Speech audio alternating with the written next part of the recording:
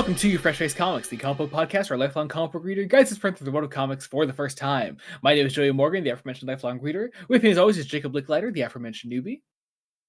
I think we're headed to a bull market with this story.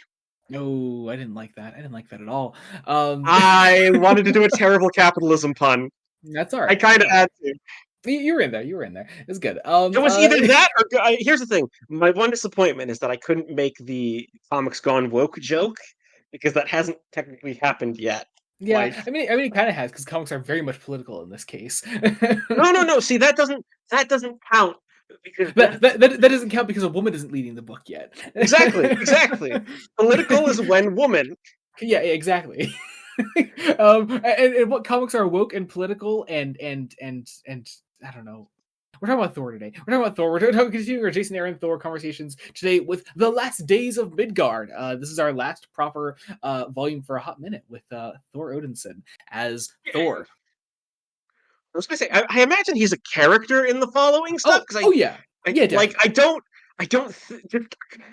because of you know what. I'll leave it for spoiler discussion. I mean, you can already tell it by the way this volume ends. It's yeah. But we are in our non-spoiler section, so hopping into our non-spoiler section as always. Jacob, what is Thor: The Last Days of Midgard about? It's great. So interestingly, it's fascinating because this is the end of the God of Thunder, like the book, because modern Marvel does that stupid thing where they will let a book get to so many issues and then reset at a new number one. I will say, at least this time, it feels a little more justified because I know what that new number one is. Yeah, exactly. Yeah. I still don't like it. But this story is all about Thor's connection to humanity, like the most visceral connection. Like I think this is the second best individual volume so far. That's interesting. I'm not sure how I'd rank them actually. It's a shame because it means I think it means I keep The Accursed. It was the last story. Yeah, third one. Yeah, The Accursed has a really bland title, but yeah, it does. It's a great story. Here's the thing: all 4 volumes are bangers. They're all so good. Jason Aaron is such a great writer. I'll say if we're giving numeric scores, 9 out of 10 is the lowest score, and these are all pretty much all of these are variations on where in the 9 out of 10 does it sit because it's really good. It's so good. Yeah, it really is. The guy just gets it. He really does. Yeah, there's a lot to love here. Of course, there are a lot of there are political shenanigans happening. They're also overall. Go ahead. I was gonna say we never lose connection to, at the very least, Aaron's bigger sight on what his run's going to do because this man clearly has a plan.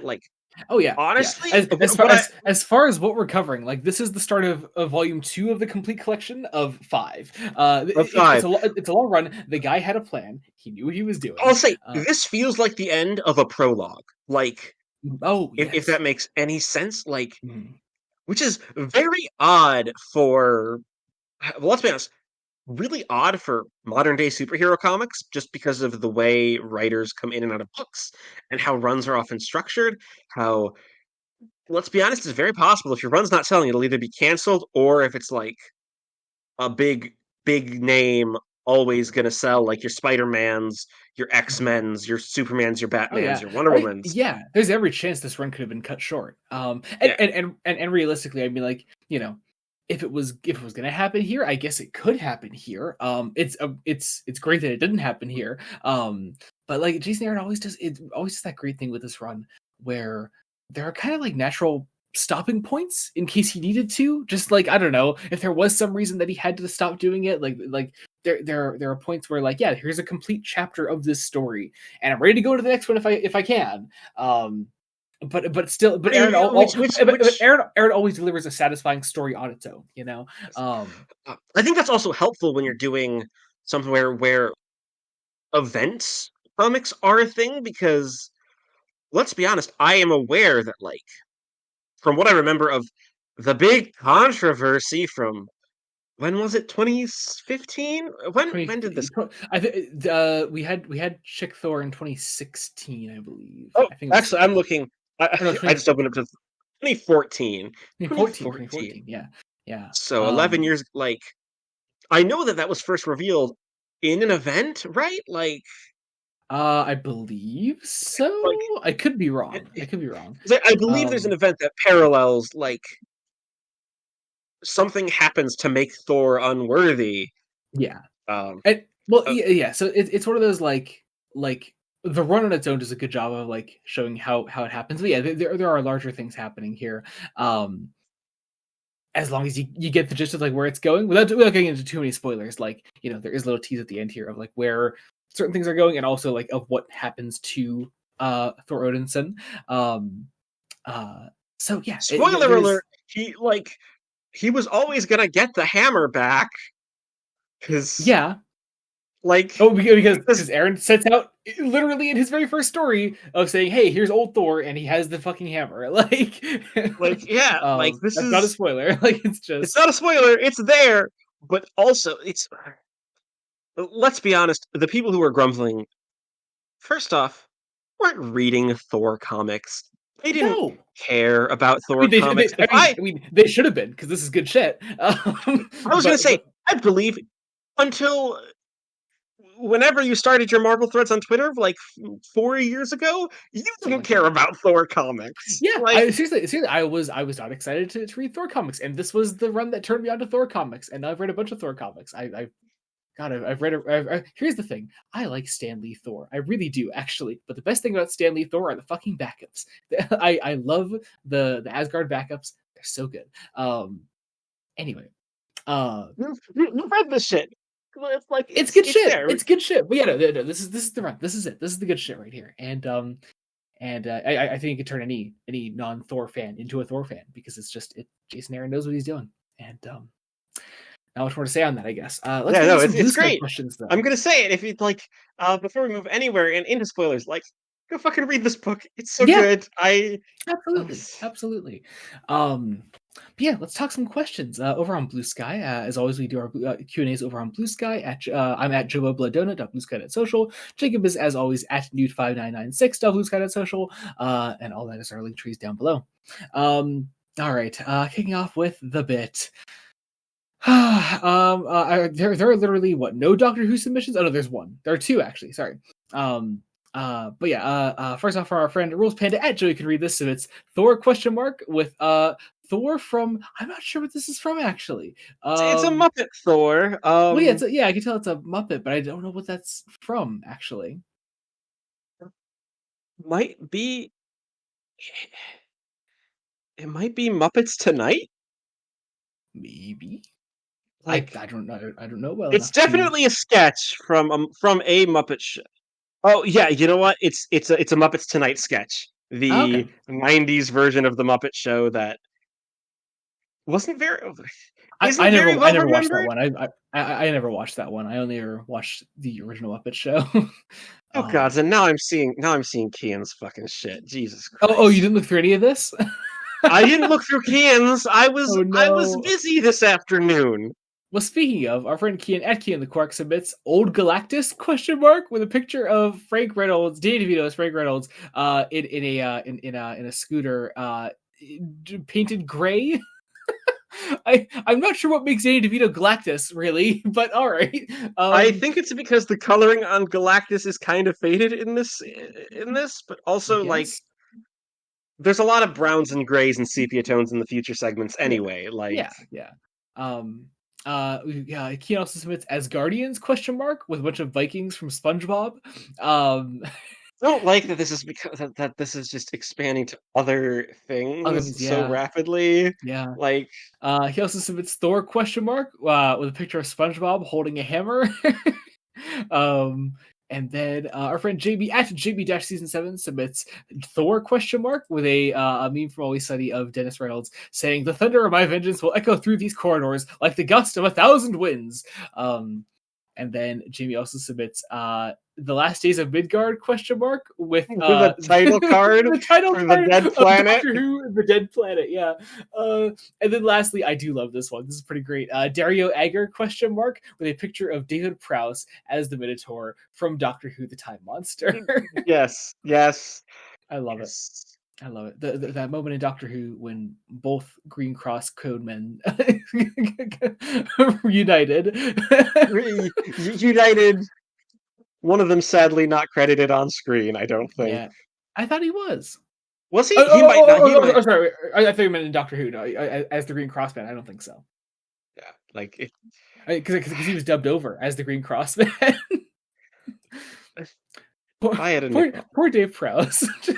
Poor Dave. I mean, I weep for that man. I get it. His natural voice would not work for Vader, but yeah, poor guy. Surely he could just be the Green Cross man, right? Speaking of Dario Agger, on to actual questions though. Rose Panda also submits choice to play Dario Agger in the MCU. Tom Ellis. I can see that. My brain went to Tom Ellis. Part of my brain also went to Matt Damon, but I'm like, wait, fuck, he's already been in those Thor movies. He has. You're right. Yeah, which reminds me, every volume of this run that we read just makes me hate what Taika Waititi did, specifically with Love and Thunder. You're too nice. More. You're too nice to those movies. like you don't understand. Like this story in particular, because I'm like, oh my god, this is hitting stuff that I think Taika Waititi would actually really excel with. Yeah, yes. That's the thing. I think the entire run Taika Waititi would actually excel with. He just didn't do any of that. I don't get it. That is the thing that always baffles me about Taika Waititi working under big corporations in general. Is the guy just he has a great style on his own. I don't know why he can't translate that into his corporate work. Like it's so strange. We can't blame it on studio interference. No, because he's given too much free reign. Realistically, like it just this again. This, I mean, okay, it probably does not help it doesn't help Love and Thunder that I do think some of the fault should lie with the Russo brothers for Thor in Endgame. Like, yeah. Like, there's fault there, and I think. To be honest, I think Waititi also really hits the themes of the Thor films and bits of this run in like the last 15-20 minutes of that movie. Yeah, just too little, too late after. Exactly. A lot of what that movie's doing. Yeah. But also, my point is, I have a feeling that now that we've started to read more and more like Marvel stuff, I might start to dislike a lot of MCU projects a little more. Like, yeah, hey, that's fair. That's fair. I think also like there's room to understand why certain things get adapted and why certain things don't. I mean, hey, I still think the Captain America trilogy, genuinely a good trilogy. I haven't watched. Civil War's fine. It's fine. It's messy. It's the weakest one. But the first love those. The Russo brothers made a genuinely great spy thriller, and then just stopped. Yeah. Then they just. It's like Waititi. It's like Waititi. They almost can have a good style on their own, but I don't know. But then they don't. They don't. Again, I'm so worried to get to like actual Avengers, rewatching the Avengers films, because I'm like, all of the Avengers films, bar the first, I have seen once in theaters. Avengers, I was not allowed to see in theaters because came out in 2012, and wait, what? There was a mass shooting at the Dark Knight Rises thing. Yes. Okay. Yeah. So I wasn't. It was basically like you're not allowed to go to the movie theaters. Oh my god. To a superhero film specifically, in case of a copycat. That is that I can hear your mother. I can hear your mother right now. I went to see both Dark Knight Rises and the Avengers in 2012. What's so funny is that my mom also wanted to use the excuse of, well, Katie's a girl, so she doesn't want to go. She doesn't want to go see the Avengers. With my sister living in the back. I think that'd be cool. This is so relevant to our Fresh Face Extra segment. This is so relevant. Go listen to First Base Extras on Patreon, patreon.com/Studios. Yes, I talk about a certain current Turning Point USA University of Oklahoma essay scandal. And I apparently Joey was not aware of this as a thing. I was not. And I think I might have literally shot through his heart like this. Yeah, it hurt. It hurt a lot. It really did to hear. Anyway, back to questions. Not even a question. Our friend JB just says peak, which you're right. It is. It's so good. Yeah. Our friend Kian also we should try to get Jamie on one of these episodes if we can. If we can work his schedule out somehow. I know JB's busy, but JB, if you can, just let me know. Let me know whenever you're available. Yeah. Our friend Kian also says, given that Thor the comic is based on Thor from Norse mythology, how does Jacob, as a Midwestern conservative, come to terms with the idea that gods other than the biblical one exist? I have several different tactics that I could answer to this. But the fact that you can't come up with any immediately means that you do not deny what he is saying, correct? I deny it implicitly. The conservative part. I am very Midwestern. This is Yes, you are. I genuinely do say "ope" when I run into people, and that is like. I love it. Oh my god. I will say what's fascinating though about Norse mythology and Christianity is that a lot of the sources for Norse mythology itself, which is largely irrelevant to Thor because Thor comics obviously aren't at all a strict adaptation of Norse mythology or the surviving sources, because it's a superhero comic created by Stan Lee and I want to say Jack Kirby, right? Yeah, Jack Kirby. Yep. Yeah, I wasn't sure if it was Kirby or I'm pretty sure it's Kirby. Oh, I'm thinking because I also think Larry Lieber might have also been on the book early on or something. Yeah. But man, Jack Kirby does those backups. They're so Jack Kirby. I love it. There. Honestly, we already have one 60s run going, but we could toss in another. We need to toss in a 60s Lee and Kirby run somewhere. We should. That is a blind spot because 4 years and we haven't really read Jack Kirby stuff proper. Yeah. My point is, most sources are already kind of Christianized. There are mainly two main sources for Norse mythology, and those are already centuries removed from the actual culture. So it's a whole interesting, weird thing, is what I'm saying. So it doesn't really factor into it. Mm-hmm. And some of those sources are Christianized. The story of Balder is kind of arguably a Jesus story, of a god dying and being resurrected to start the world anew. It's kind of Christian. I did not know that. Interesting. Let's see. Then our final set of questions comes from our friend Mason at the GD256. 1. Why does she have a gun? He's literally a god. Is she stupid? Referring, of course, to the cover for the last season of Midgard. I think she has a gun to, I don't know, make her feel safe, like Jacob does. He feels that guns keep him safe as well. So, see, he's not even denying it. I am shaking my head. No. They can't hear you shake your head, so they can't confirm that that's what you're doing. That is what I'm doing. Mason's second question says, what does this arc bring that's new to the table? Do you like it? We do like it, obviously. Yeah, we like it a lot. Anti-capitalism and a werewolf minotaur thing. Gotta love it.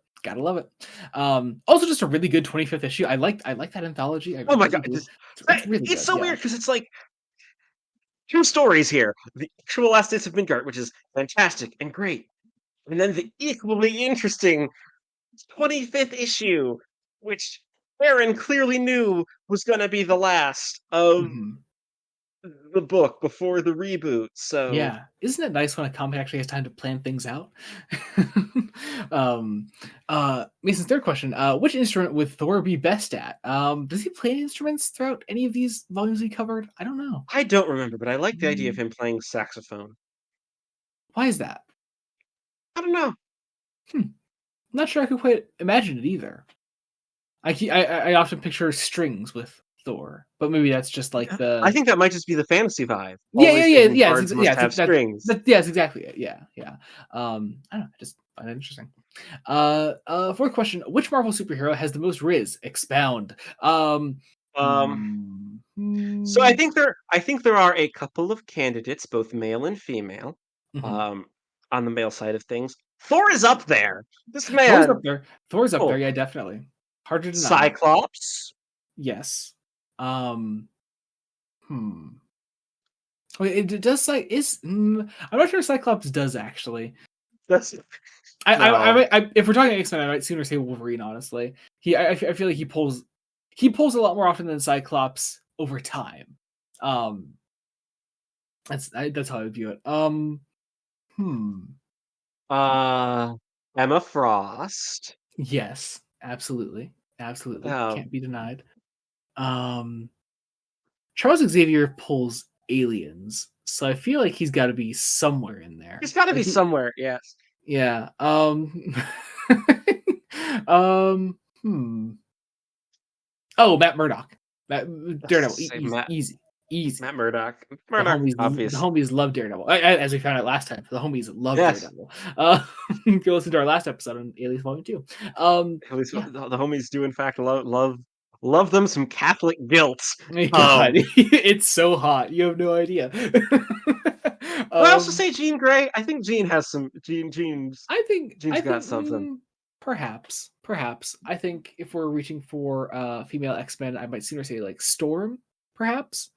This is also true. I don't know.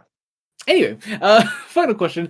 Mason says, "What is your 3-word review of this story?" Capitalism bad, man. I can't do much better than that. I really can't. Yeah, it's hard to. I took time to come up with that one because I'm like, fuck, 3 words is not a lot, and yeah, I am not known for brevity. That one from Mason, and it's hard to answer. It's hard to answer. 3 words are so difficult.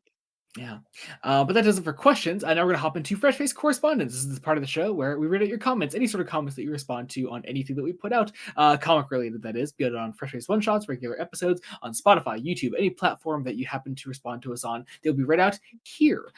We have, I think, actually, wait, I only have the Spotify comment pulled up, but I think there was something on Patreon as well. Was there? Interesting. First of all, over on Spotify, our friend Jamie replies, on our last episode for Alias Volume 2, I can't believe we were 10 years too late to see conservative Jacob. He should come back. Referring, of course, to the fact that, I met Jacob at a very different time in his life. You in fact did. I did. Conservative Jacob has been shot and buried. Has been shot and buried. Jesus. Taken out to pasture. Let's see. There were not any comments on Patreon in the past weeks. So all right, I think that does it for Do we want to do the Blue Sky responses to the DCKO promo or no? Oh, sure. Let's talk about those. I did promote our latest Fresh Face One Shot for DCKO number 2, and we had 2 fascinating replies to that. First off, I'm not going to spoil anything, but I had my tagline for the promotion was "Superman could really use a hand here," which is absolutely true. Somebody just in the replies really understanding my joke with a gif of Jason Alexander and Seinfeld, saying "I see what you did there. If you know, you know."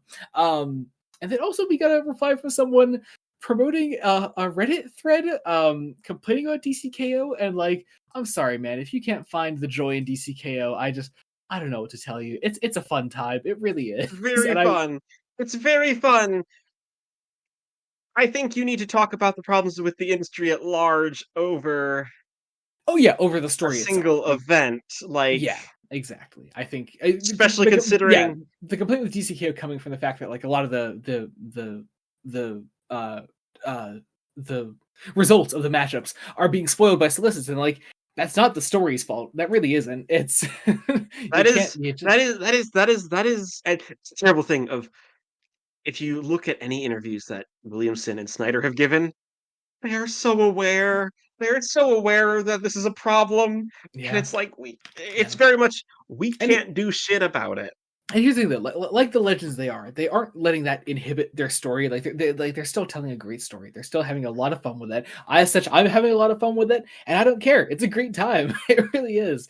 They are also just like two school children playing with their action figures and in I'm the so best here way for it. possible. I'm so here for it. It's great. I'm loving it. It's a great time. You should be reading DCKO and also following our coverage of DCKO on Fresh Face One Shots. So. Anyway, all right. I think that does it for our non-spoiler section. As always, if you're not sticking around for spoilers, Jacob's disrobing for the spoiler section. I'm sorry,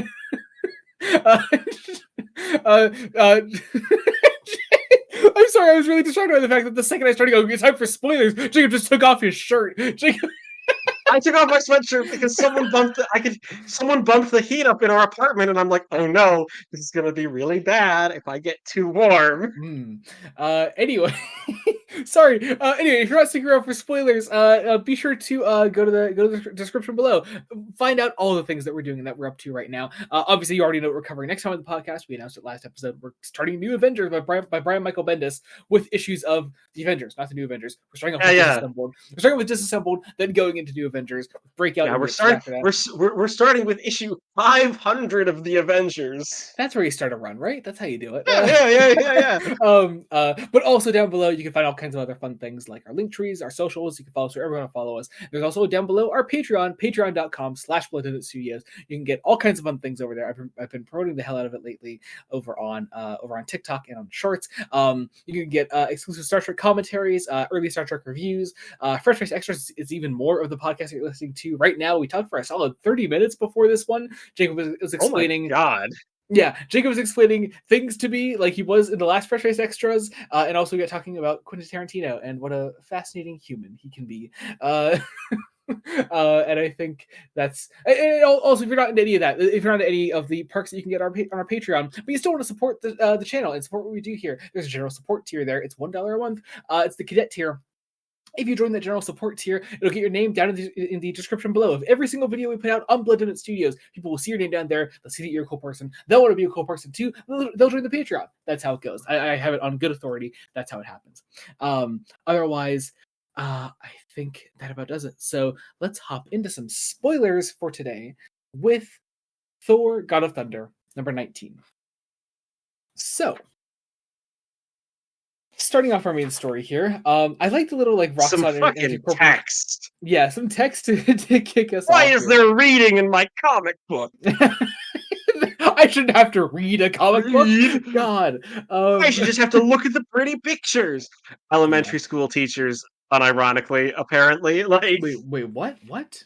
Oh, this whole thing of reading graphic novels doesn't count as real reading because there aren't as many words, and you're just looking at the pretty pictures. Well, guess what, teachers? I'm reading a lot right now, so yes, I was gonna say you're also reading stuff that isn't comics, but I'm like, oh wait, no, that's not, you do that on audiobook. I'm reading Doctor Who Dominion right now, which I'm really struggling through. I'm not enjoying it. Yeah, that one wasn't that one. I remember being, I read that one right when COVID hit, so like right around COVID was hitting, so I thought it might have been the stress finding me kind of mediocre. You're not missing it. Here's the thing, I remember liking it the first time I read it, and now I'm not. I don't know what I liked it the first time. It's just kind of a really bland Doctor Who story. I don't know. We're not talking about Doctor Who. We're talking about Thor. Although also by the time this comes out, my thoughts on Doctor Who Dominion are up on my Blue Sky right now, and you can check that out there on jomoblue.bluesky.social. So that's there as well. Anyway, so kicking this off, we have the Roxxon Energy Corporation. Have we read anything with Roxxon in it before? I'm not sure. I don't think so. I always think to that Jeff Loeb interview where he was like, Roxxon is like baby's first Marvel Easter egg. When you're adapting something Marvel, you'll always see in like Marvel adaptations and like movies and TV shows, they'll always put like Roxxon like in the background somewhere. It's like, oh, look at the thing I know from the comics. It's just a common thing to put as an Easter egg. It's just kind of funny. So this company wasn't created by Aaron then. Like no. This is a long standing Marvel thing. Yeah. Was the CEO Dario Agger was though, right? Like I'm pretty sure. I don't remember ever reading Dario Agger or anything before. Like okay, because if I'm gonna be honest, I thought with the way it's integrated. Oh, you thought Roxxon was just a thing for the run?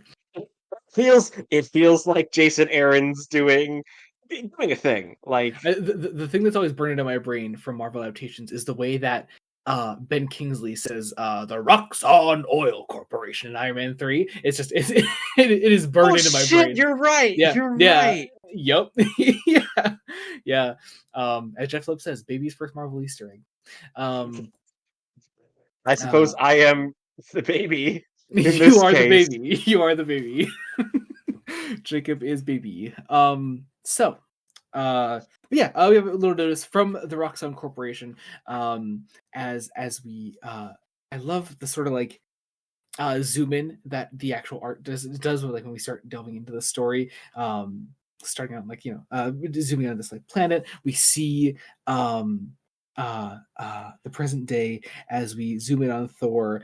I love just the idea of Jason Aaron is really setting up this idea that like the Earth is dying from climate change as a result of capitalism. And on page 1, technically page 2. Page 2, he tells you there's not much Thor can actually do. Like, yeah, what good is a god against this massive web of systems and human greed and the fact that there isn't just you can hit someone really hard and bam, capitalism is dead. Yeah. And even then, like, this, I mean, we are in the spoiler section. I like what the story ends up deciding on, with like Thor's inability to actually do anything here. And also it's this incredibly human, I may not be able to do anything.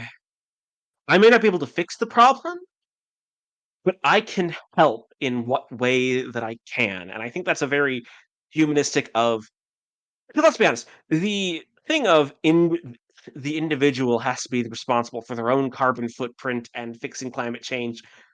100% bullshit. Like, oh yeah, sure. Yeah. The bullshit for 99.9% of human beings. The 0.1% of human beings that it isn't bullshit for is quite literally the billionaires who, like, yeah, actually, it is up to you. Yeah. Because you're the ones fucking doing it. Like, yeah, the ones actively killing the planet.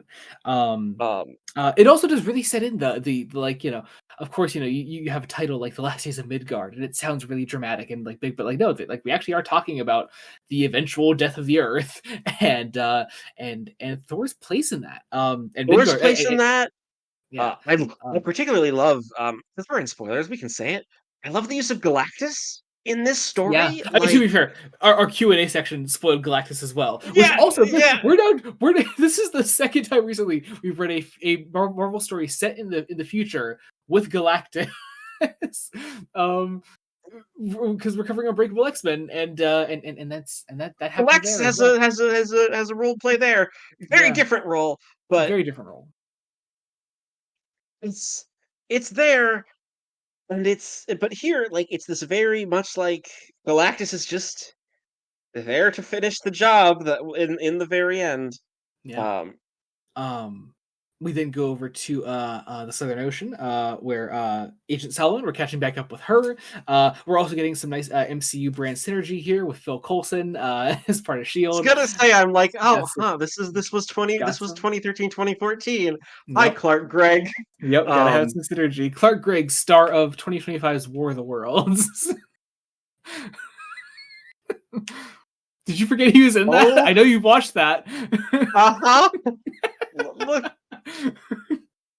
And hey, look, he's basically doing the way he was in War of the Worlds. He's on a screen. He's giving orders on a screen. That's all. That's all he needs to do. Coulson wasn't a comics character before the MCU, was he? I think he might have been. I think he might have been loosely based on a pretty obscure comic character. I could be wrong about that. By loosely based, you mean they took a whoever? Yeah, one of those like they took a name and just they took a name and it's like this person is okay. But yeah, we got Agent Solomon investigating under the ocean here because Roxxon are rat bastards. We're gonna grow to truly hate them throughout this story. in taking on this sort of submarine down here.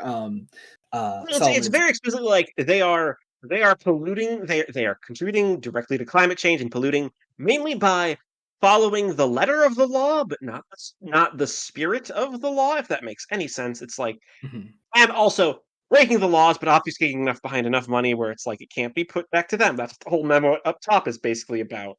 And then so in taking on this submarine, Solomon is attacked. Thor quickly arrives to save Agent Solomon. Thor takes on some Roxxon assholes here as he rescues Solomon from the ocean. And then we get to see the Roxxon Corporation themselves and Dario Agger as he's introduced to this story. What a we should say they are taking up space in a national park, a place that corporations have no business legally being in. Yeah. Or at least didn't until this year. A blissful moment in time. 12 years ago now? Hey, this is pre-Trump. Like, yeah, at this point, he hasn't even. Remind me. It'll be very interesting to pinpoint in the run where Donald Trump starts to run for president, and then eventually becomes president. Yeah. Because I know that happened because this 5 books. We're in 2014. Yeah. Like, it's gonna take. Yeah, it's gonna go a lot longer than that. Yeah. But yeah. We have Dario Agger trying to just that face. I don't honestly, it feels like he's modeled visually, especially in this issue, on Elon Musk. Like, yeah, he does kind of look like that. Yeah, he looks like, because which is kind of bold. Because 2014 and MCU star Elon Musk. Hey. He's an Iron Man too. Yeah, but that cameo is so satisfying because he gets insulted, and it's great. That's true. Even Tony Stark blows off Elon Musk. Oh, you love to see it. But it's that very sign. It's like, I want to save the world with my big multinational corporation. He. Oh my god. God, how do I describe this? It's the look at me. I'm bringing ice from Europa. Yeah. To save the world. Yeah. Which is, again, it just feels very Elon Musk. Like, it's the obsession with, it's like, I'm bringing stuff from space to save the world. And it's like, and like, again, the entire thing is a performance. He has one of his goons melt the ice a little bit so he can have a glass of water from space. Why there couldn't be just some parasites that kill him in that glass of water right then and there and save us all the trouble? We will never know. Then Solomon arrives to confront Agger face to face. And after this, Thor comes down with this giant block of ice that Agger has.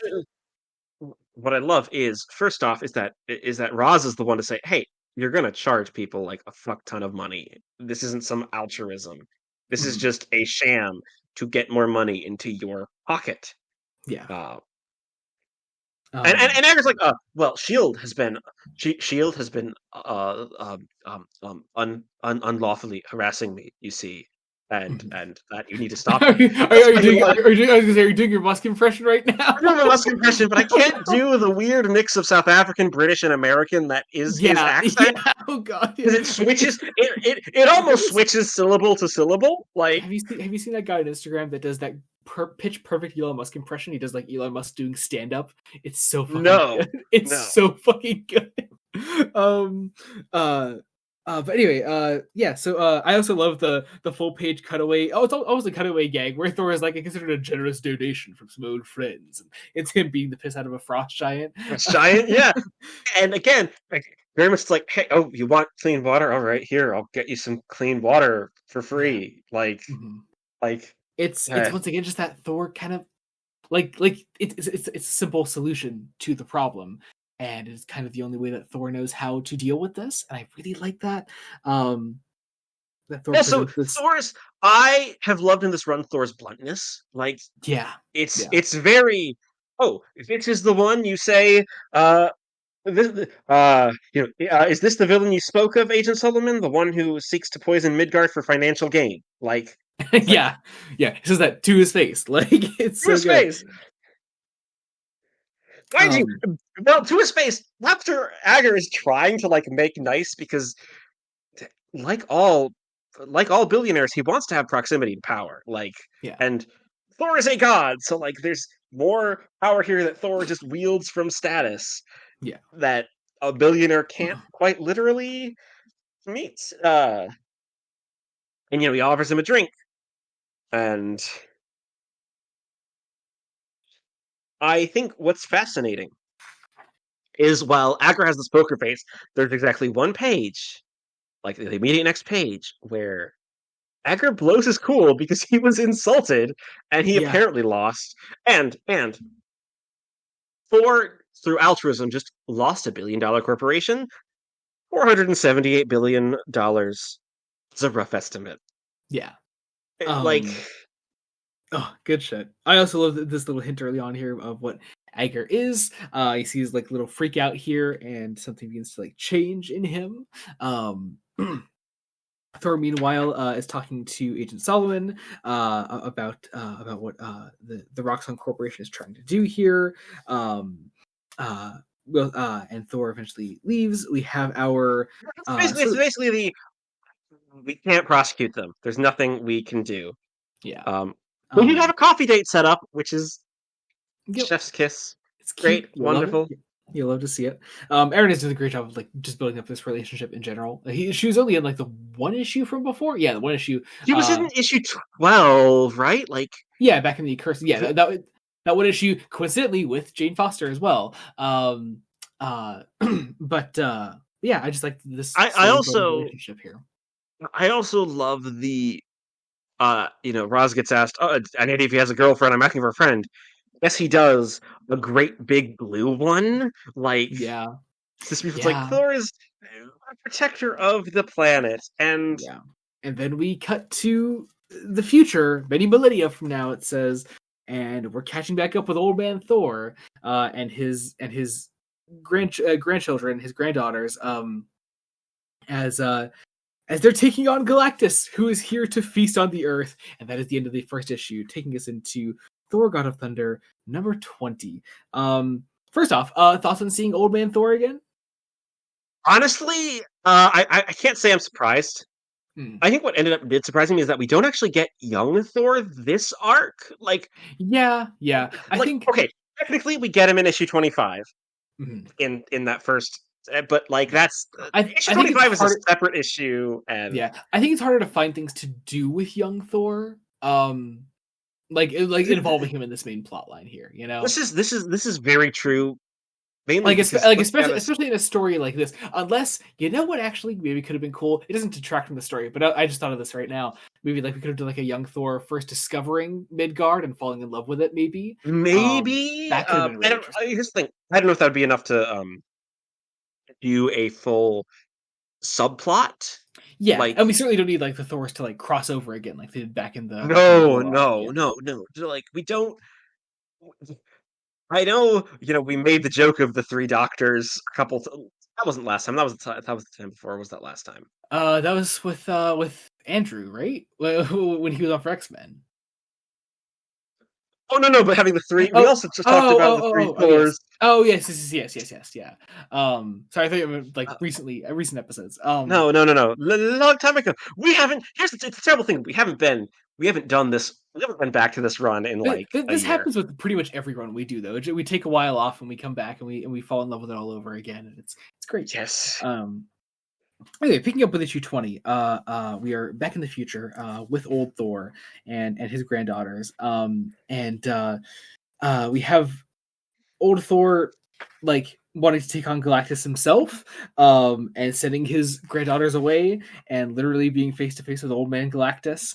And there is just this really great idea of Earth being completely abandoned and being completely dead at this point, and Thor still being there to protect it and trying to protect it from Galactus, even though, like, Galactus is here to is here to feast on Earth because there's no one there. I just like that idea of Thor still standing by Earth's side all these years later. It is empty. It's sadly a dead planet. It is. Yeah. It's heavily implied ravaged by humanity. Yeah. It's also arguable humanity might be extinct at this point. We don't know. It's not really made explicit because this is many millennia in the future. This is. Yeah. I mean, you can't put too hard a stamp on it, I suppose, because ever-changing nature of comics. Ever-changing nature of comics, and the very real possibility that humanity does make it in the end in reality. Yeah. I refuse to be fully defeatist about the trajectory of humanity. Of course, yeah. I think people who are just they've got a problem. Yeah. Anyway, back into the present though, we have our little coffee date with Thor and Agent Solomon here. Roxton, Oklahoma. Yeah. Also relevant to our Fresh Face Extras. My God, how does this keep happening? Anyway, I don't know, man. It's weird. They're I think we've got 3 connections between recent extras and this story in particular. Yeah. Ager's a Minotaur. Oh my God, yes. Yeah. God, that's crazy. Intercompany crossovers, I guess. I don't know. Yeah. Anyway, but yeah, we have our little coffee date with Thor and Solomon. They're also talking about Roxxon and what Thor wants to do about it still. Thor also still just trying to understand the situation. There's this constant idea that Thor isn't fully grasping that he can't solve every problem with his hammer. And I think he's also just can't grasp. And I'd argue it's rightly so, because if we look at the problem of capitalism, it's silly. It's dumb. It is a dumb system. Yeah. That was adopted surely out of greed, and partially out of greed, and partially because it was better than the feudalism that came before it. And Thor as a literal mythic figure and someone that, at least in terms of the Marvel Universe, is meant to be a paragon. Having Mjolnir makes him a paragon. He has to be worthy of the hammer. He can't grasp that, people will just be greedy, and they won't just help each other. Yeah.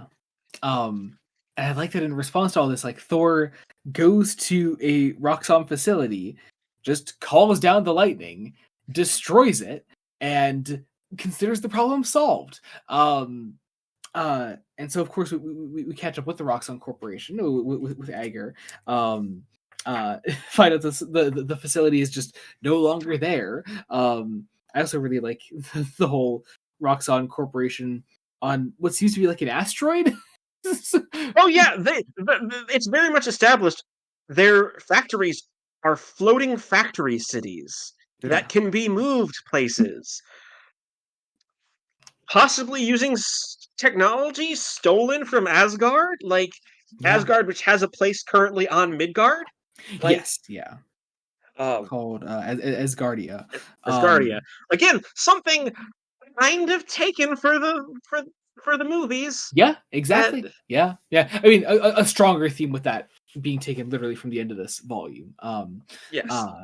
But yeah, I just think that's just fascinating.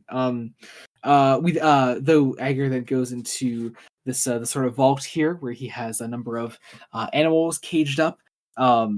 And he wants an answer. He wants a way to stop Thor. He wants someone to give him a suggestion of what he can do to stop Thor. And if they I'll can't give also him the say, answers quick, this is the first time where Agar is very explicitly, it's like, no, I know we're polluting the planet. That's kind of the point. I don't give a damn. Like, yeah, because like the only reason Thor makes war is basically because it suggested, well, it's quite literally an act of God if you just strike a facility out of the sky. Like, we in a court of law, we can spin that bullshit as there was just a lightning storm. These things do happen. Yeah. But God, I love the scene when Agar just begins like killing his henchmen here, with his pet bears until they come up with a way to stop Thor.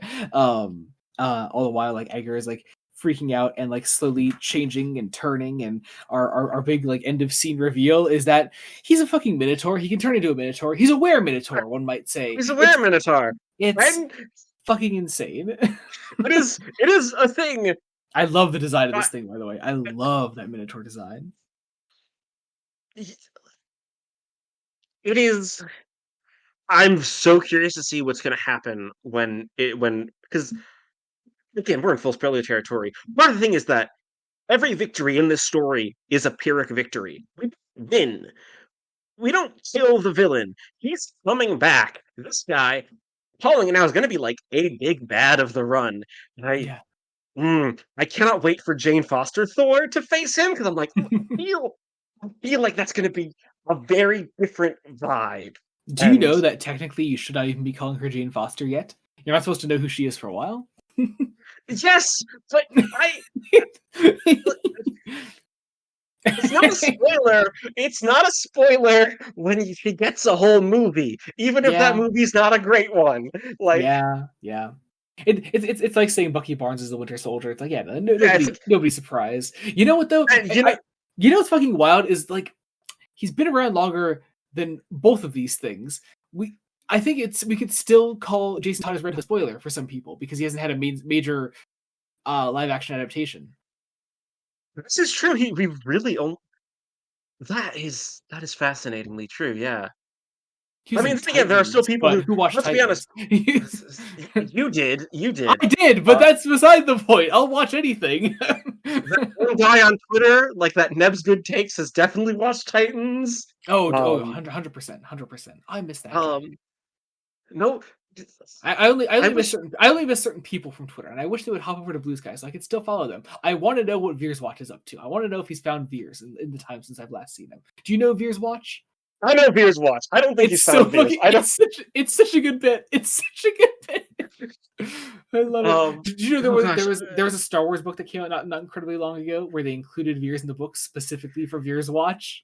It is a book that has no right having Veers in it, but he's in it.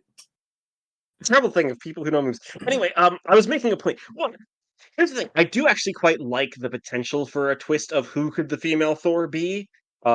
And I will say in issue 25, when you get the preview, like, the design would work for a couple of other characters. Like, true, very true. Like, it could work for Roz. Like, or it could work for, say, like one of Thor's granddaughters. Like, like there are options. There are options. There are options. We can't maintain the secrecy of that twist because it's adaptation, and let's be honest, culture war. It was immediately swept up by the culture war when it was announced. Like, like people were crazy. But I'll also be so fascinated on the Minotaur design because I know. So the art in this arc, except the last issue, is all Esed Ribic, and who's just so curious, fucking brilliant. Oh my god, fucking brilliant. I think he leaves the book at this point for a while. Like, like he leaves the book, so it'll be so fascinating to see how other artists interpret this design. Because it's very much a design, as was Gore, in the first two arcs. Right? It's very much a design meant for this style and this watercolor, like the watercolor style, these sort of like a lot of sometimes these very blended backgrounds and making our characters pop that way. The very soft and thin lines that make up a lot of them. Like I like that. It's a great style, and it makes especially because the Minotaur itself is one of the few things that's inked with very harsh lines, like very clear, as a very clear contrast to a lot of everything. Like it'll be interesting to see if things get lost in other artists who I'm sure do a fantastic job. I haven't looked at who some of the other artists are coming up, but like I'm sure they're artists who are lauded for good reason, because I know this run is lauded. The entire thing is, so it'll just be really interesting to see. We do start to close the issue though with another flash forward to Dead Earth. I love the way it. A lot of it is just monologuing to each other, but I love the way Aaron writes this trading of philosophies between old Galactus and old Thor. Of just it is Galactus has in many ways has always kind of been this representation of like entropy in a way. And I like this idea of Thor's belief in life, and like but there's no life here to believe in a way, but the Earth itself is life, is essentially what they're driving at. I like that. It's in a lot of ways it's more of a home for Thor than Asgard ever was. It's good shit. It's really good shit. It's the lovely question of why defend it, why eat it. Like it's this back and forth, because a lot of it, let's be honest, a lot of this is conversation. It's dialogue. It is a god and a force of nature talking. And I love that image. I love it. I honestly really hope we get to do Kirby and Lee and Kirby's Fantastic Four, because I want to read the original Coming of Galactus. Like, but this scene does end with Thor and Galactus about to go into battle, and we get our last sort of page where one of Ager's henchmen has survived, and he has an idea, and it involves somehow Broxton, and we will get into that in the next issue as we go into. We immediately see rocks and trucks driving into town. Yep. You know what? We haven't actually made note of the titles of these issues, because while they aren't. So we're both reading from the complete collections, I believe so. So they sadly do the thing that collected editions like to do, and they cut out the title pages. But on the cover pages, we do get the titles. I love first issue was called Gods and CEOs. The second one is the beautifully pulpy All Worlds Must Die. And this one's called God Inc., which is a great title. It's a great, again, it gives you that idea of capitalism mixed with like this mythic storytelling that Aaron's been doing, and I love it. We open on the far future though, with this battle between old Thor and old Galactus. I like the way that Aaron also transitions all of these scenes from one to another. Like I like the eventual like old Thor being thrown away from Earth and like eventually flying back, and that sort of like explosion on the Earth itself, transitioning us to that sort of like skyline of present day Earth. But he's also literally punched through the moon. Like, and that's cool. The moon becomes a donut. It's great. And old Thor's reaction is the moon. It punched me through the Earth and broke the moon. I quite liked that moon. It's a great line. I forget if we talked about this back when we covered the God Butcher arc, but I always read Old Man Thor with the voice of Anthony Hopkins. I like the idea that like Thor became more like his father as he became old. We definitely have done that. I think that's an idea. I hate to say it, we haven't really picked up on it, especially in this arc that I think Aaron is playing with. Oh like, yeah, absolutely. Especially 100%. With the relationship between Thor and his granddaughters, who are just, I believe they're collectively what the goddesses of thunder. But yeah, no, I just like that idea. I like that. I love the way Aaron writes future Thor. I really do. I love this character so much. We then have present day Thor returning to Broxton, where Roxxon has placed its facilities all around Asgardia. There is a description in The Hitchhiker's Guide to the Galaxy describing Vogon destructor fleets as hanging in the sky in the same way that bricks don't. Mm. I have never seen that depicted so well Yeah. as Mm-hmm. here. Like, yeah, it's great. and we know, do we know that Jason Aaron has read Douglas Adams? I would I assume don't he know. has. I think the man is well versed. I feel like he likes it at the very least. Downside, he's American, and let's be honest, Adams is still kind of obscure unless you're already in nerd mm, circles in America.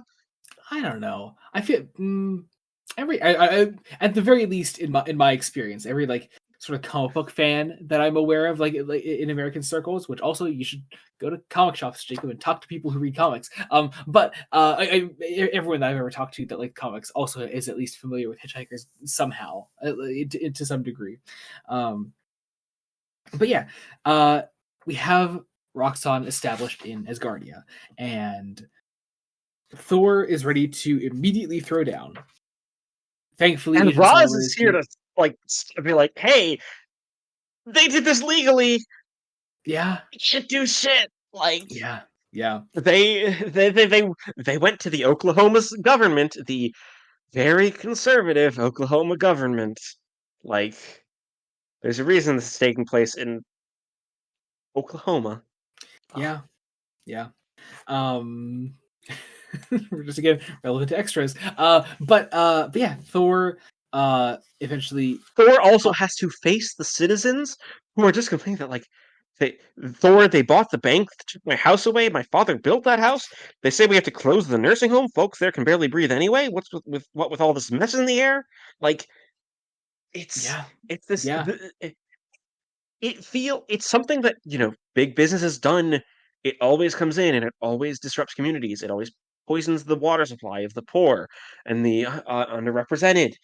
It's currently happening with every proposal for a fucking AI data center. Like, yep.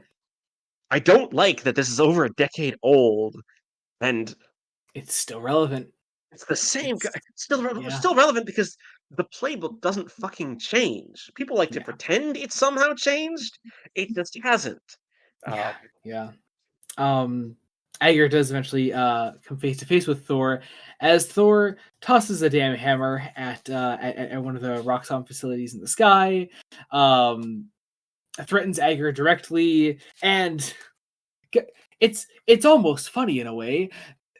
It gives Aegir legal right to sue Thor. it gives Aegir every right to serve Thor with legal papers, and it's almost funny. So there's this one little tiny line from Agar that I noted down that defend your CEO, gentlemen. I'll pay $1 million for every drop of his blood that's spilled. Yeah. Ugh, it's so good. It's so good. Yeah, Thor is served. Thor feels more helpless than ever here. There's just this great Thor is panel. also like, I'll give you more gold than you could ever make here. Just leave. It's like, well, no, actually, I win. You see, God, the Elon Musk parallels are there because it's so clear that this guy wants a friend but has no friends. Like, Yeah. And God, once again, it's almost comical if it weren't so fucking real. There's these great two panels. One with Thor just with his jaw fucking on the fucking floor with these papers in his hand, and then the other of just him screaming in the air. I guess he can't do anything against Aegir in this moment. Restraining order also means he cannot come within 300 yards of any Roxxon facility on the face of the earth. That includes the aforementioned town of Broxton, Oklahoma. Yeah. So, like, it means he can't go visit his family on Earth or in Asgard. Like, we then go back to the far future as we just get some really great rubric art of old Thor versus old Galactus.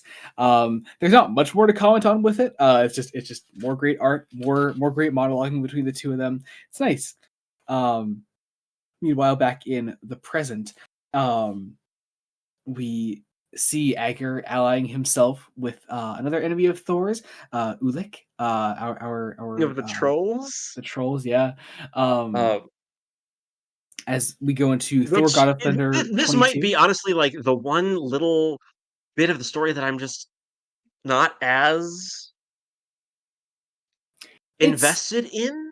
It's just giving the story, I think, a more physical threat for Thor to throw down with. Which is fair, but I'm like, and it also feels like there might be some setup for later arcs in this, because I know. Yeah. Well, Aaron has also played around with Thor's relationship with the trolls in the previous volume, so we're building on that. It's just one little thing where it's like, oh, well, it feels just like a slight. It's related, but it almost feels tangential in a way where it's like, oh, that's fair. I get how this is integrating, but like, so much of this was so strong where it's just that very human villain, even though he's a were-minotaur. Yeah. Like, I love it. We go to number 22 then. I love the title of this one. For Thor Thor so loved the world. Which is, of course, appropriating a Bible quote. I didn't know that, actually. Wow. It's the famous John 3:14, for God so loved the world, he sent his only begotten son, that whoever believes in him shall never die. It is literally meaning to be, it is alluding to ultimate sacrifice, which is themes. You got them? Yeah. But yeah, so we pick up once again in the future. We have our goddesses of thunder joining the battle, and I can't, Jacob, I just gotta say, just at least once, the goddesses of thunder are hot. They're so hot. They're drawn so hot. And I can't look. An hour 15 minutes, huh? Fuck you! No, you motherfucker! Look, just anyway. Listen, I don't want to give you shit. Like, yes, you're not wrong. Also, what's nice is that they aren't just eye candy. Now, they can be a bit over-sexualized, kind of, a little bit, in a couple of ways. But, like, they're their own characters. They are, yeah, totally. I love how they narrate issue 25 when we get to it. Like, I was literally like, people are out of time, like, how long is it going to take this man to You did not. I need to see the note. Is the note in your notebook? No. I was literally like, I'm going to take a note of when we started recording. Okay. Did you look background the fucking season 21 Blu-ray collection set? Actually, don't. I've been doing that for years. I've been doing whatever the latest collection is, because I used to do that, and then I don't know. I stopped. Anyway, sorry. It's so pretty though. Like, look at those pinks. It is pretty. It is pretty. Here's the thing. I know he didn't want to put Colin Baker on there, but I do like what he decided on with the regeneration. Effect. Yeah. It's at least alluding to it. Yeah. Unrelated to anything we're talking about. Because Doctor Who always comes up in these episodes. But yeah, we have the granddaughters joining the battle, and we go back to the present then, where. Oh, look, I love the way that Thor isolates then, and I like that this is a part of the story about Roz and her eventually going to see Thor, who is undercover and trying to stay hidden within Asgardia. Thor once again is just feeling helpless here, and he eventually leaves. We have Roz. I love this moment of like, her plea is just put your faith in me that I can at least try to help. I can try to make this work and give us something, because she's trying. I don't know what Shield's standing is currently, or at this time. I don't want to say currently. At this time in the Marvel universe, I know there's some points where it's in good standing, bad standing, depending on.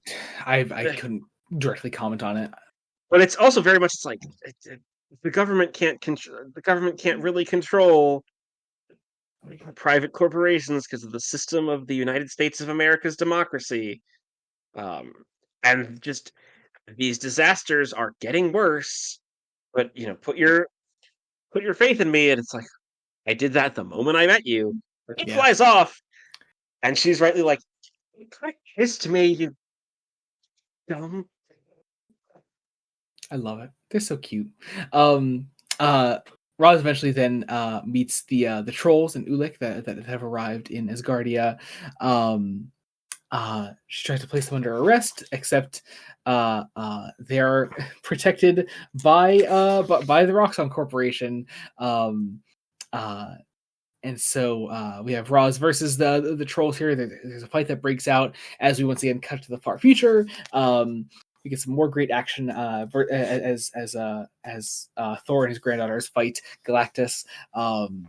Again, there's not too much to comment on here. Part of the big thing is that it's continuing the very philosophical debate of like what's the fighting for. The fighting's just for the only home that he knows, and he doesn't want to relocate. That well, I do also like that with the granddaughters, we see like their own doubts in their grandfather's mission. Like it's just like, why is he doing this? But they're still willing to like follow him because they love him and all that. Especially because at this point it looks like he's left them.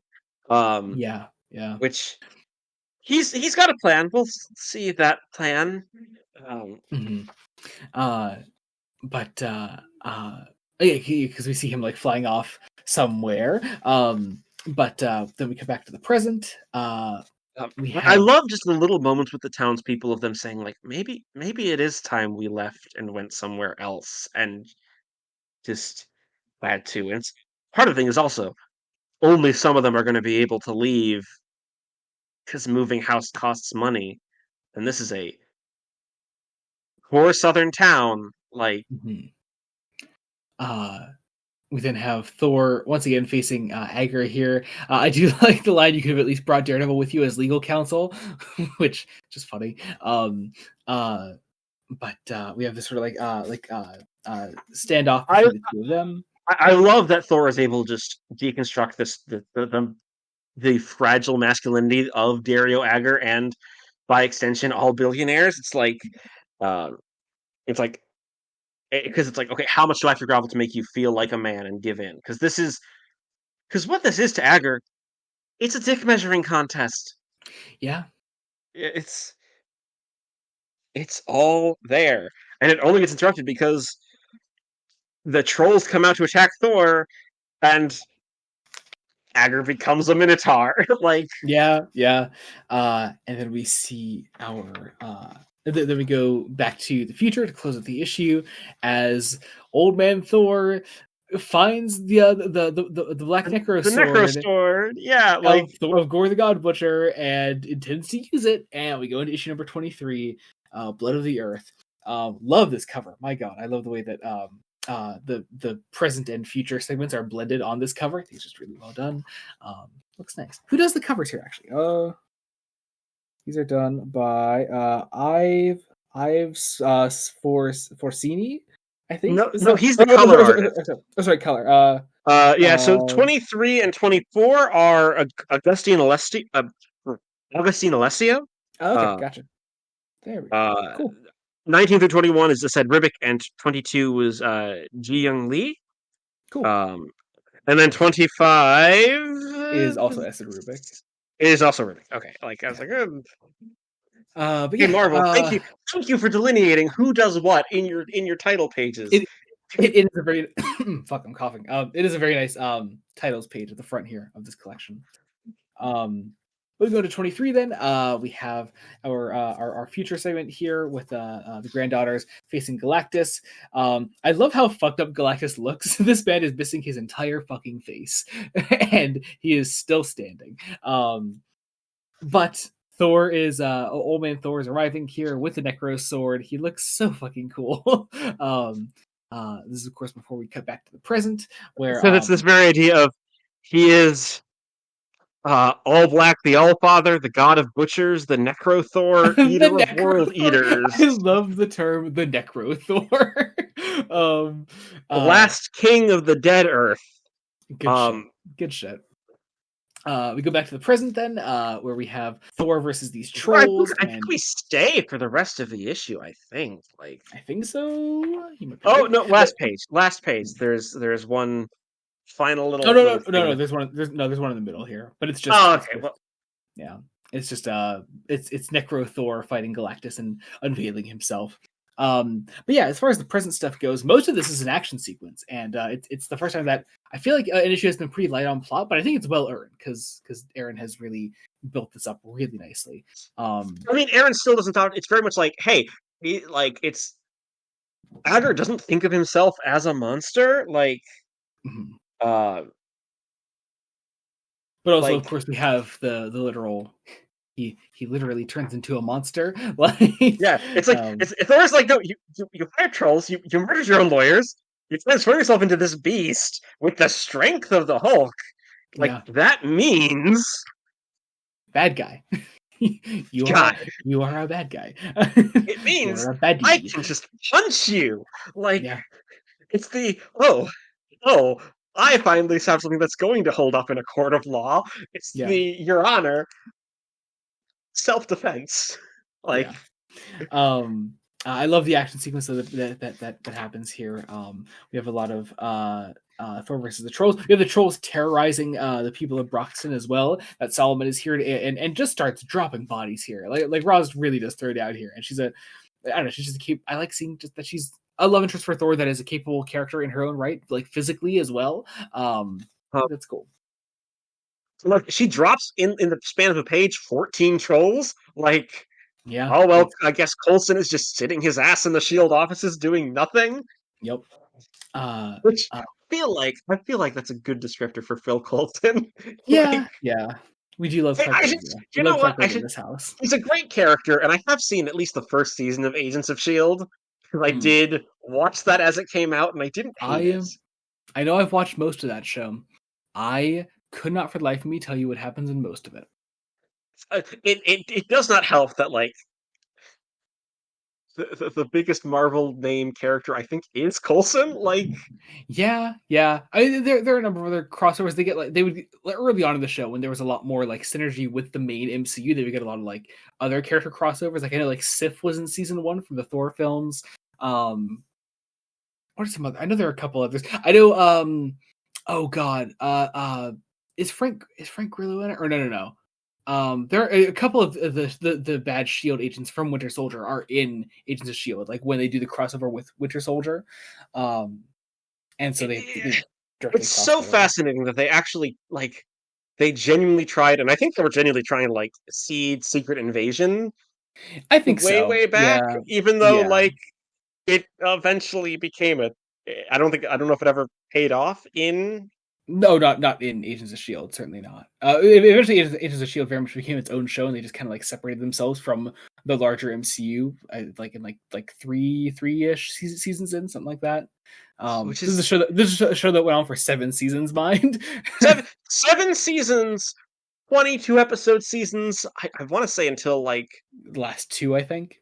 And those were like split into 2, so basically 6 22 episode seasons. Like, yeah, crazy.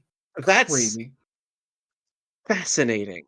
Like, yeah, it's a weird show. It does always strengthen my love of Ming-Na Wen, though. I just love that woman in everything I've ever seen her in. She's so good. She is. She's good. It's surprising that Marvel, the MCU, post Avengers, when they are really riding a high, like are like, let's just try some experimental shit. Like, well, yeah, exactly. I mean, that's when like the Netflix shows started getting into production. That's when they started going full network TV with that, and then Agent Carter. And yeah, I don't know. I miss. Here's the thing. I didn't love a lot of network TV Marvel, but I mean, it gave me my beloved the Netflix shows. And I don't know. I just kind of miss that era of the MCU, and they're just kind of willing to try more things, like just be a bit more experimental. But whatever. Anyway, back to the actual comic. Lots of Thor fighting Agar, Thor fighting trolls. Thor going on a rampage and kind of destroying the town. Like, it's very parallel action of present Thor and future Thor. Mm-hmm. Well, I do love the eventual, like, this all culminates in a header on one of the pages that says "many hammer blows later," and we get to see this great sort of parallel of both the present day Thor and future Thor, like recovering from the exertion of the battles that they were just in. There's also this fascinating choice of Agar, the weasel that he is, basically saying, thank God you're here, Shield. They stole my clothes, and they're terrible. I'm not an evil Minotaur man. Horrible. And it's like this, and it looks sad because it's Thor is faced with death, whereas in the far future, Thor is faced with life, the growing of flowers. Yeah, it's so nice. Oh god, it's so good. I love the final line, which isn't the final line of the arc because there is an epilogue, and that epilogue issue is equally as important as then issue 25. The last days of Midgard, it would seem, will have to wait until another tomorrow. Yeah. Oh, good shit. It does lead us nicely into Thor: God of Thunder number 24, which is Adieu, Midgard, adieu. God, this is such a great issue. I love this epilogue. The spin that immediately happens of just, well, it's those outsiders. It's the others. They have all the power, and they could crush us, and they brought trolls. How dare we allow these foreigners to walk in our parts? So and of course it's Agar being the one to lead this charge and get people. And it's like, we really need to regulate these foreigners. Nothing scary about that. Nothing. No. Once again, it's almost like a playbook has never changed at all. Of course not. No. We're just gonna scene with Jen Walters talking to Roz. I feel like there's got to come a point. I feel like especially next volume because She-Hulk's also in our next thing we're covering. Is she really? She is. She's a pretty important part of Disassembled in particular. Okay, cool. Because I'm like, is she? Like, yeah. She's not in the new Avengers lineup, but she's in Disassembled a lot. Honestly, she's one of those. I can't wait for us to get. I haven't seen the full She-Hulk show. I've seen like a couple episodes, but I enjoyed what I did watch. I should probably watch the entire show because probably should. It feels like it might actually be fun. It's not entirely my thing, but it's a fun time. But I feel like she's a character that I would really like. Oh yeah, she's very much your shit. But yeah, no, I feel like I should just add her to the tier list for next year because I feel like we've seen it. It's one of those things where like we've seen enough small enough appearances of her that like you'll have a good idea of who she is. Who she is, yeah. I mean, oddly enough, I think one of Aaron's strengths is he tells you exactly who she is in her 2-panel appearance. Like, that is how strong this man is at writing characters. There's a little caption there that just says Jennifer Walters, aka She-Hulk, damn it, irradiated attorney at law. That's all it needs to say, and it's one page. She's there for one page, and it's just it's just nice. It's nice to see. She's the one who's like, well, we got Thor off the hook, but this isn't working. So it's what's fascinating is now it's basically up to Asgard, the Council of Asgard, or the Congress of Worlds, to be like, so what do we do? And Thor is just sitting out because he can't do anything, and it kills the man. Like, yeah.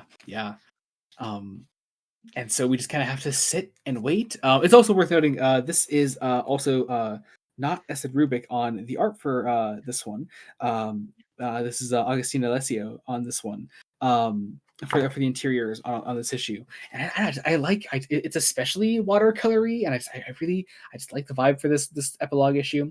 So duties are split. Rubik does come back for like the last for pages.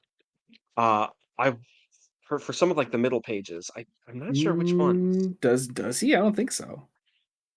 Well, because it. Oh, yeah, I see. Hang on. Oh, okay. So pages. Yeah. Okay. So yeah, he does the last. Rubik does the last couple pages. Okay. Yeah, I'm not. Unless he has the first 18 pages. So yeah. So Rubik only does like the last like 2 pages. Yeah, literally the last 2. So, but yeah. So we have Thor waiting for this decision from the council. We had a scene of Roz talking to Thor's mother, which I really like. And not long after, Roz going to talk to Thor himself, and it's very much this idea of that, like, Asgard and Thor have to leave the Earth And there's this question of the world's changed. Has Thor changed? Mm-hmm. And Roz's very much suggests you won't find that up here. Yeah. We then see the Asgardians come down to Broxton to talk to the people. I like to help clear away the damage as one last favor. Mm-hmm. I like Thor with this little girl, like who's just he's willing to help her. We have Jane Foster here as well, who's here to help. And Thor convinces her to join the Congress of Worlds as Earth's representative. Mm-hmm.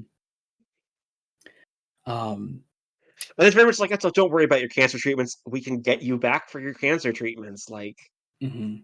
it's.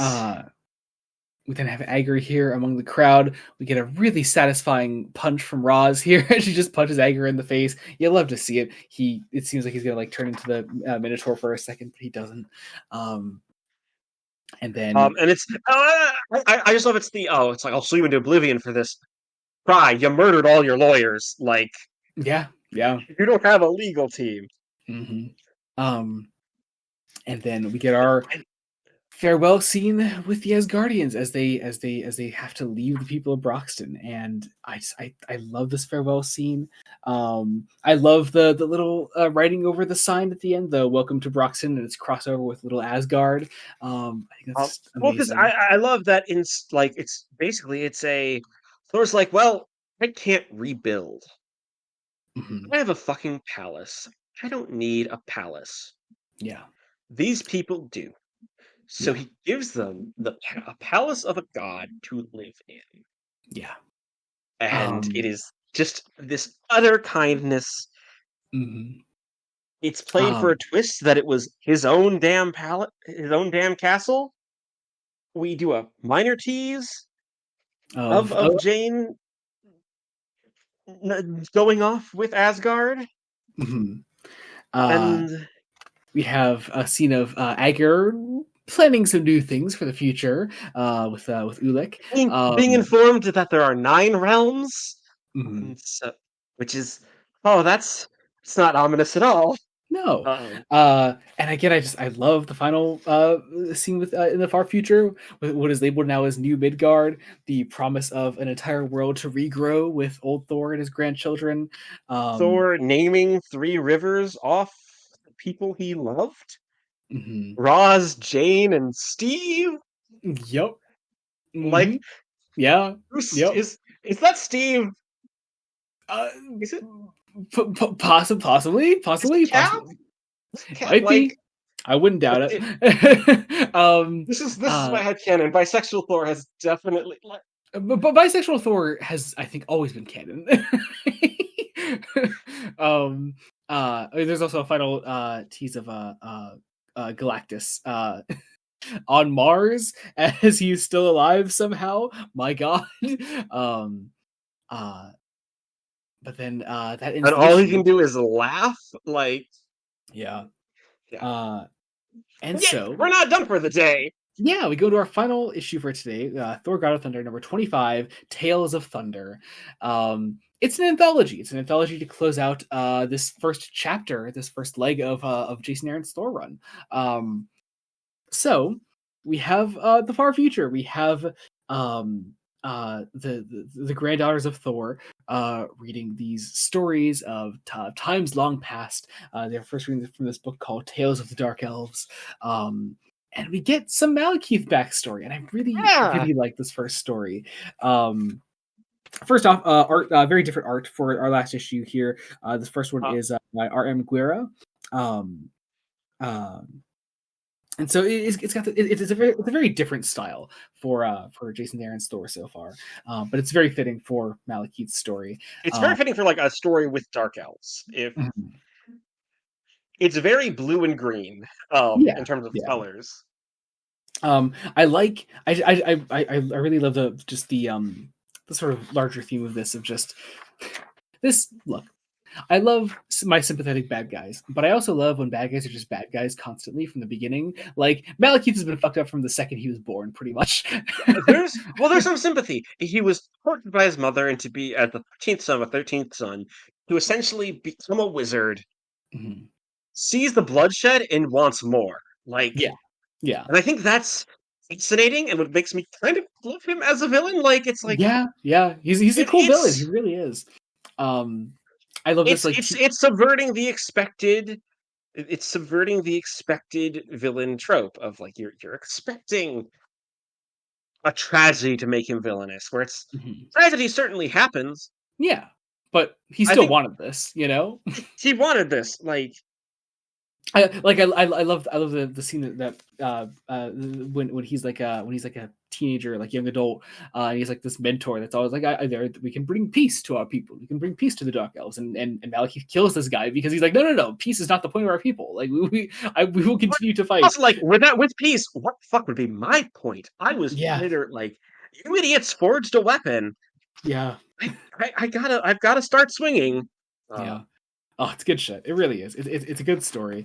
I do also like that, like how this last issue just on the theme of like having this last issue like really focuses in on like aspects of the run that have kind of fallen to the wayside as the run has gone on.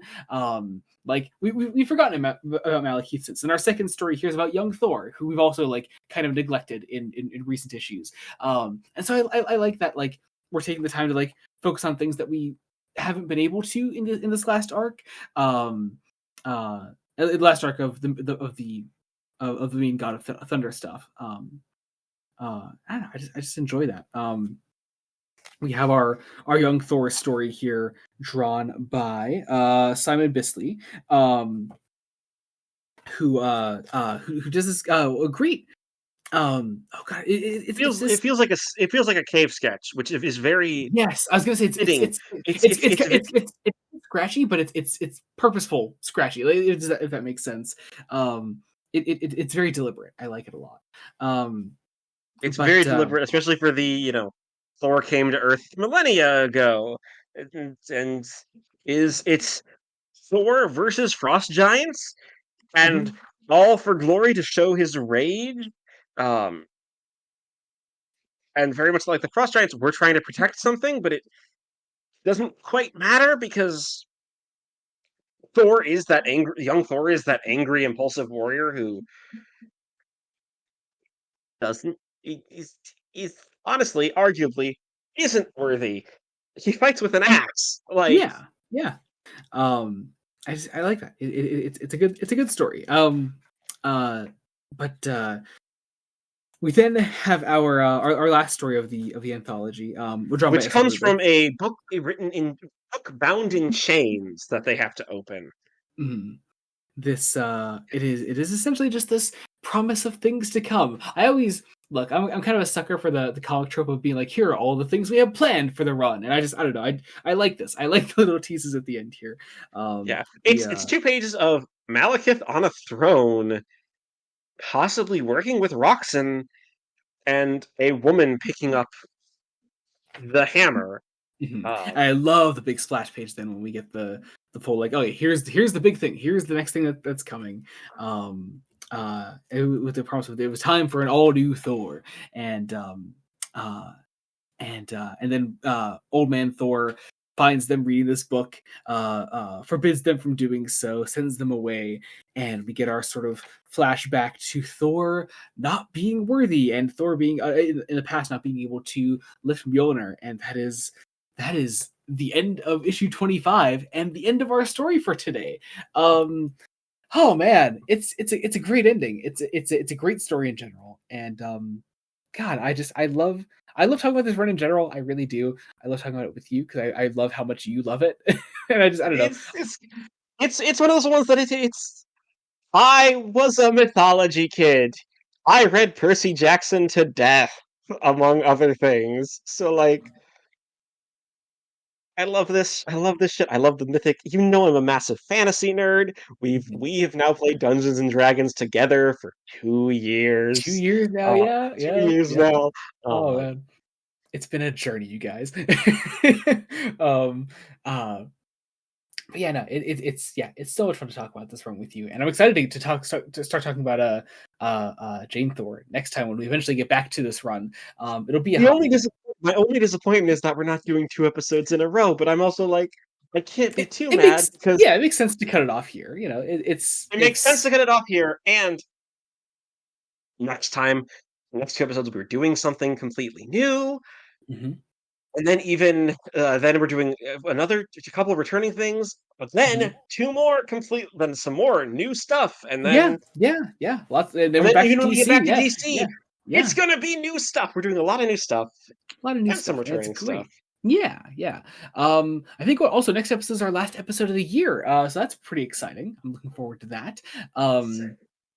Gonna be all kinds of fun. We're covering Avengers Disassemble next time, obviously, if you didn't know that already. Then after that, we're doing our first episode of the new year will be the New Avengers Breakout Volume 1. It's exciting. I can't wait to talk about that with you. It's our first proper Avengers comic we're reading together, Disassembled and Breakout. A lot of fun characters I'm excited for you to see properly. A lot of characters I'm interested for you to see in a team setting, namely like Luke Cage, who's a big part of that run. I also see Spider-Man on the cover, and I'm Spider-Man's part of the team. You're going to get Jessica Drew for the first time properly on the podcast. Lots of Cap, lots of Iron Man. All kinds of fun stuff in the near future for you. So, no Thor, unfortunately, but whatever. We have plenty of Thor today. All that is to say, I guess that does it for today. Sorry, unless you had any sort of final thoughts on this. It's good. It's really good, guys. It's a good book. It's a good book. Part of me is kind of ashamed that the complete collection has put it over to the top of volume 2 and didn't. Yeah. If there was just more page space in the previous volume, I would have preferred if Last Days of Midgard was included in that, but it's whatever. No biggie. It is what it is. Yeah. It does not help that we are opening so many picks and complete collections and omnis and things, and they aren't closing because. Look, you do this to yourself. Here's the thing: you're doing this to yourself because you track all these on Goodreads, so that's on you, realistically. This is at least partially my fault. Yes. You don't need to constantly be thinking in ways of we're not finishing the book, because we are reading complete stories here, Jake. We are. But also, Marvel is. I'm just glad. I'm glad that I've somehow been able to get physical editions for every Marvel story we've done so far. Yeah, it's awesome. Nice. Maybe Marvel is turning the corner and putting stuff in print more, with the epics. Yeah. There's also just my beloveds, the epic collections. I love them so much. But yeah. All right, I guess let's start closing things out. Jacob, promotions for our first episode with just the two of us in quite some time. Promotions mainly my blog, as always. I review stuff there.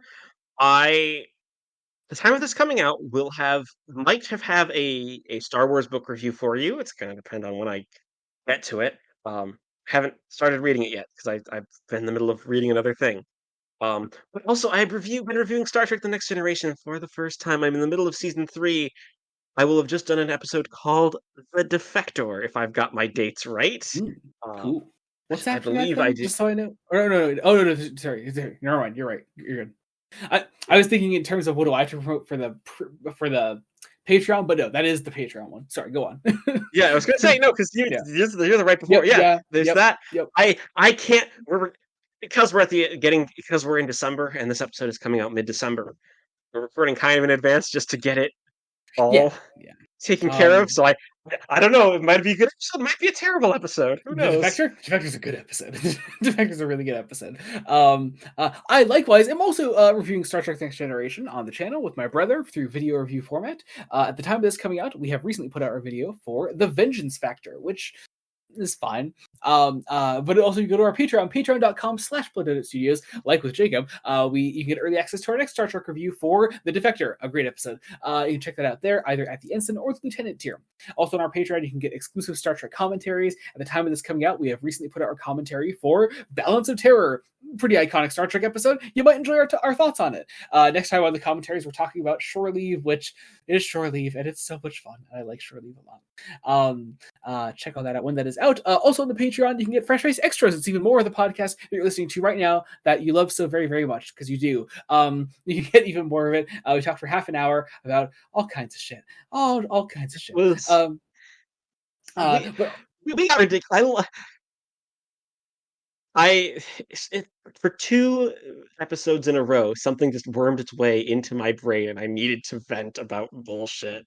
I appreciate you keeping me updated on things that I'm apparently missing in current world events. So, also on Patreon, if you're not into any of the perks that we're offering, there's a general support tier. If you want to support what we do here for the low price of literally $1 a month, which might also change if you're, say, in different countries. And I know British people that listen to this, which I think that would make it less for you. You'd be literally paying less than £1 for our Patreon, for just generally support us for what we do. It gets your name down in the description below of every single video we put out on Blooded Studios. People will see your name down there, see you're a cool person, they'll want to be a cool person, they'll join the Patreon. That's how it works. Also on the channel, we in addition to the podcast, we also do Fresh Face One Shots, where we cover current comics coming out. We cover Super Ramp by Joshua Williamson, Wonder Woman by Tom King, Trinity, Daughter of Wonder Woman, spin-off of Wonder Woman, Batman by Matt Fraction, DCKO, Unbreakable X-Men. It's so much going on right now. Thankfully, 2 of those are limited series. All that is to say, hey, one of those limited series is ending this month. That's true. That might already, is that out already at the time of us talking about this? I don't remember what week it's coming out on. Oh no, it's the very end of the month. Never mind. Okay, it's fine. Yes, whatever. Anyway, so that'll be out at some point. Also on the channel, we do, what's the other thing? R2BD, the Star Wars show that I do with my brother. Yes. The previous episode was Star Wars Last Flight of the Harbinger, which is a great comic by Jason Aaron as well. more Jason Aaron, as if I'm not talking about him enough today. More Jason Aaron out there. Our next episode is for Darth Vader End of Games by Kieran Gillen. That should be out hopefully in the near future. I'll have that out definitely before the end of the year. That'll be our last episode for the year. We'll be kicking off next year with Darth Plagueis and Jedi Fallen Order and all kinds of fun things that we haven't, that are big Star Wars things that we've never talked about before, me and my brother. So we're very excited to be talking about those things. All right, I think that does it. Our link trees, our socials, all that is down below. You can follow us wherever you want to follow us, wherever you're listening to us on, be it Spotify, Apple Podcasts, Google Podcasts, etc. Be sure to leave a rating, like, subscribe, comment on things. We'll read your stuff out on Fresh Face Correspondence. As always, I guess that about does it. Channel. Be sure to subscribe to the channel, Blooded Studios. That's the thing. Leave a like, comments, please comment. Likes, comments, anything. We'll read things out. Trust me, we don't get that many comments. So if you comment, it's going to be read out, unless you're being a dick for some reason. But I like to think that if you listen to this podcast, you're not a dick, because you're a cool person that listens to this podcast. Anyway, thank you all so much for listening. Until next time, this has been Joey Morgan. And Jacob Licklider. Goodbye. Goodbye.